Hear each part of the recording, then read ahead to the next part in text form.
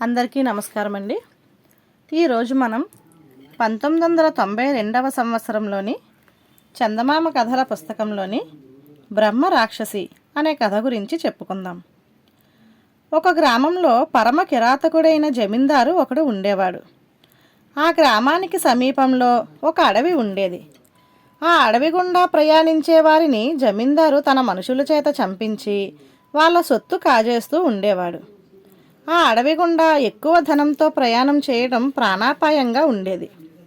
ఒక శాస్త్రవేత్త అయిన పండితుడు రాజుగారి నుంచి గొప్ప సన్మానం పొంది జమీందారుండే గ్రామం మీదుగా అడవి అవతల ఉన్న తన స్వగ్రామానికి వెళుతున్నప్పుడు జమీందారు మనుషులు హఠాత్తుగా ఆయన మీద పడి ఆయనను చంపి ఆయన వద్ద ఉన్న ధనం కాజేశారు.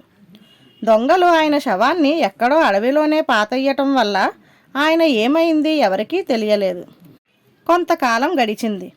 చనిపోయిన పండితుడి కొడుకు తన కొడుకును 10 ఏళ్ల కుర్రవాణ్ణి జమీందారు గ్రామంలో ఉన్న ఒక గురువు వద్దకు చదువుకునేటందుకు పంపాడు.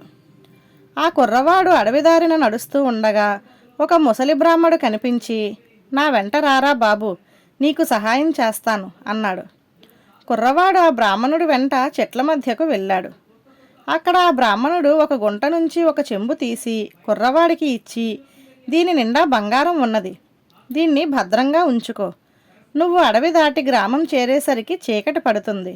ఈ రాత్రికి జమీందారు గారిని పడుకునేటందుకు చోటు ఇయ్యమని అడుగు" అని చెప్పి ఎటో వెళ్ళిపోయాడు. కుర్రవాడు చెంబుకు కట్టిన వాసనగుడ్డ విప్పి చూస్తే అందులో నిజంగానే బంగారపు నాణాలు ఉన్నాయి.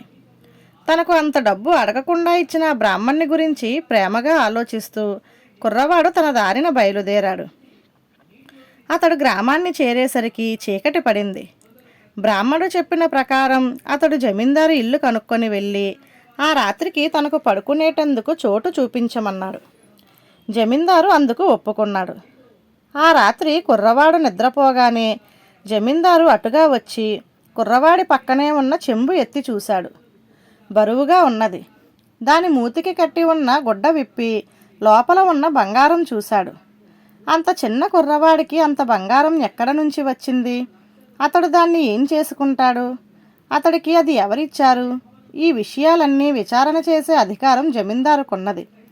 కానీ బంగారం గుట్టుచప్పుడు కాకుండా తీసేసుకుంటే సరిపోయేదానికి బహిరంగ విచారణ దేనికి?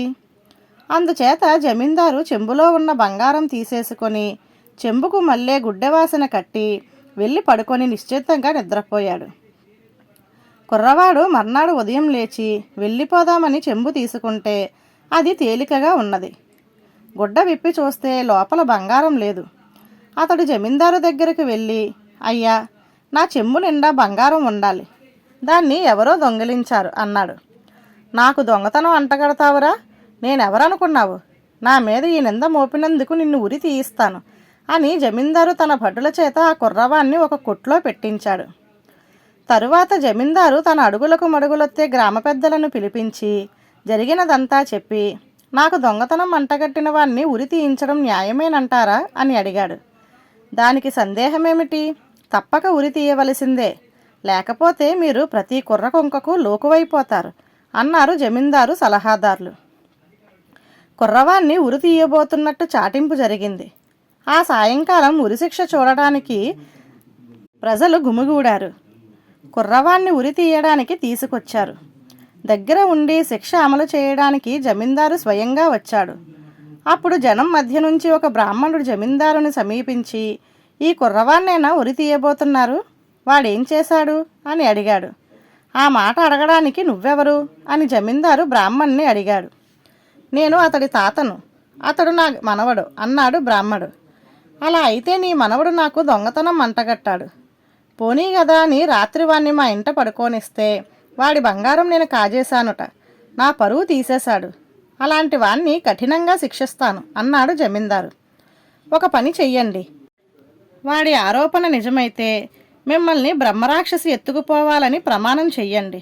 అప్పుడు మీరు న్యాయం చేసినట్టు లోకానికి వెల్లడి అవుతుంది" అన్నాడు బ్రాహ్మడు.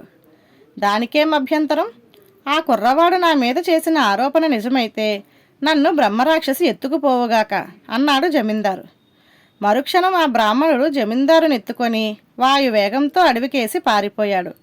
తరువాత జమీందారు ఏమయ్యాడో ఎవరికీ తెలియదు. ధన్యవాదాలు.